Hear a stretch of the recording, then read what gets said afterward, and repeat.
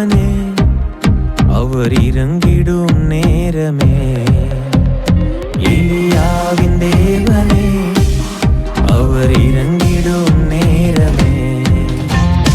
அசைவாடும் அனலாக்கும் எங்கள் அக்கினி ஜுவாலையே, அசைவாடும் அனலாக்கும் எங்கள் அக்கினி ஜுவாலையே. எலியாவின் தேவனே, அவர் இறங்கிடும் நேரமே. கர்த்தருடைய நாமம் மகிமைப்படுவதாக. ஆண்டவரும் அருமை இரட்சகருமாகிய இயேசுவின் நாமத்தினால இந்த புதிய நாளுக்காக தேவனை ஸ்தோத்தரிக்கிறேன். நாம் கண்கள் மூடி ஜெபம் பண்ணுவோமா? பரிசுத்த தேவன் எங்களோடு கூட பேசுங்கப்பா.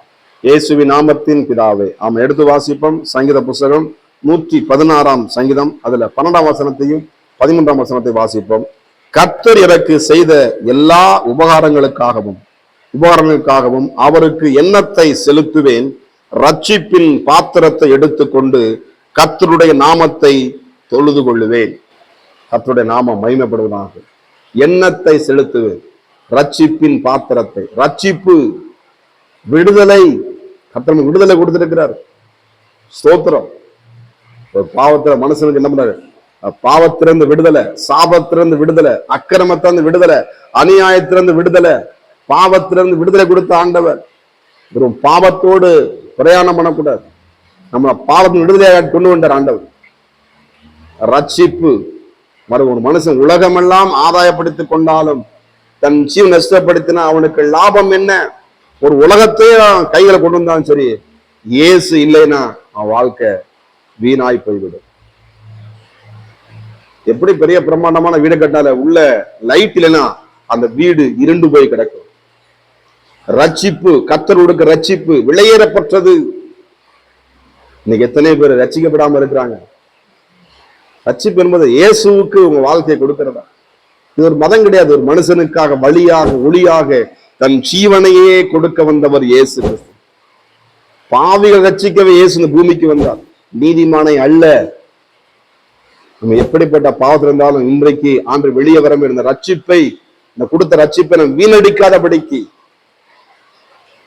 இன்னைக்கு நாம் ரட்சிக்கப்பட வேண்டும், மற்றவர்கள் ரட்சிக்கப்பட வேண்டும். முழு உலகமும் இயேசு ராஜாவை அறிய வேண்டும். நீங்க எத்தனை பேர் இயேசு அறியாம இருக்கிறாங்க? எத்தனையோ குடும்பங்கள பிரச்சனை வருகிறது, போராட்டங்கள் வருகிறது, அதனால தப்பிக்க முடியாம தத்தளிக்கிறாங்க தண்ணிக்குள்ள. யாரு போய் சொல்லுவாங்க? நீங்கள் நடந்தான் சொல்லணும். இந்த இயேசுவானவர் அவன் நம்ம நல்ல ஒரு மனிதனாக பாவத்திலிருந்து வெளியே கொண்டு வருகிற ஆண்டவர். அழக சொல்ல போறது, நான் எண்ணத்தை செலுத்துவேன்.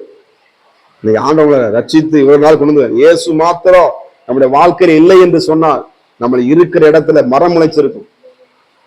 இந்த இயேசு மாத்திரம் என் வாழ்க்கை இல்லைன்னா என் வாழ்க்கை சின்னவனா போயிருக்கும்.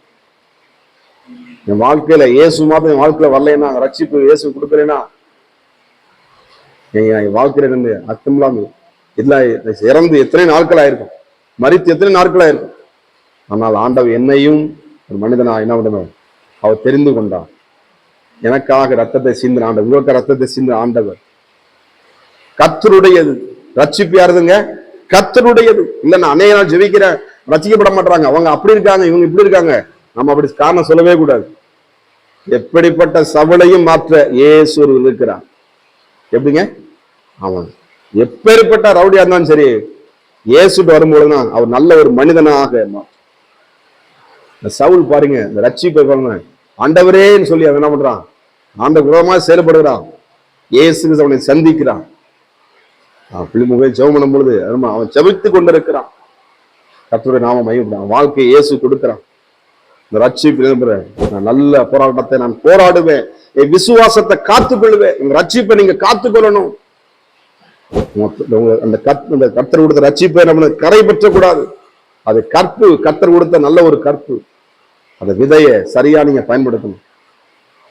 உங்களை ரட்சித்துக்கிறணும், மற்றவர்கள் என்ன பண்ணணும்? ரட்சிப்புகளை கொண்டு வரணும். அதற்குதான் கர்த்தர் வச்சிருக்கார். நான் எண்ணத்தை செலுத்துவேன், என் ரட்சிப்பின் பாத்திரத்தை எடுத்து அவரை நான் தொழுது கொள்ளுவேன். நீ எதை தொழுது கொள்ள ஓடுறான்? நாம் இயேசுவை தொழுது கொள்ள வேண்டும். தொழுது கொள்ளக்கூடிய ஒரே நபர், துதிக்கு பாத்திரர், கணத்துக்கு பாத்திரர் ஆபிரகாம் போன இடத்துல கர்த்தரை தொழுது கொண்டான். நோவா தேவனை தொழுது கொண்டான், கர்த்தர் அவனை ஆசீர்வதித்தார். ரட்சிப்பு என்பது ஒவ்வொரு நாளும் கர்த்தரை நம்ம தரிசிக்கணும். நமக்காக ஜீவனை கொடுத்த இயேசுக்காக நம்ம வாழணும். பழையவர்கள் எல்லாம் ஒளிந்து போயின, நான் இயேசுக்கு முழு வாழ்க்கையை ஒப்பு கொடுக்குறேன். இந்த ரட்சிப்பு நிறுவனம் பிரயாசப்படுன்னு சொல்லி ஒப்பு கொடுங்க. கர்த்தருக்கு மகிமைகளை செலுத்துங்க. வேற எதுக்கு செலுத்தாதீங்க, கர்த்தருக்கு செலுத்துங்க. கர்த்தர் உங்களை ஆசீர்வதிப்பார். நம்ம ஜெபம் பண்ணுவோமா? பரிசுத்த தேவனே, ரட்சித்தீரே, நாங்கள் எண்ணத்தை ரட்சிப்பின் பாத்திரத்தை எடுத்து ரட்சகனே உம்மை நாங்கள் தொழுது கொள்ளுகிறோம். எங்கள் குலதெய்வமாக எங்கள் இயேசுவே உம்மை நாங்கள் போற்றுகிறோம். ஆண்டவரே, உம்மை வாழ்த்துகிறோம். எங்களை ஆசீர்வதிங்க இயேசுவின் நாமத்தின் பிதாவே, ஆமென். God bless you. கர்த்தர் உங்களை ஆசீர்வதிப்பாராக. நான் ஒருவன் மாத்திரம் நீந்திருக்க பாகாலின் படைகளை எதிர்த்திடுவேன். நான் ஜெபிக்க ஜெபிக்க அவர் தலையசைப்பார், ஜெபிக்க ஜெபிக்க அவர் தலையசைப்பார். நெருப்பாய் இறங்கிடுவார் என் தெய்வம், நெருப்பாய் இறங்கிடுவார். ஆவியே, ஆவியே, அசைவாடும் அனலாக்கும் எங்கள் அக்கினி ஜுவாலையே, அசைவாடும் அனலாக்கும் எங்கள் அக்கினி ஜுவாலையே.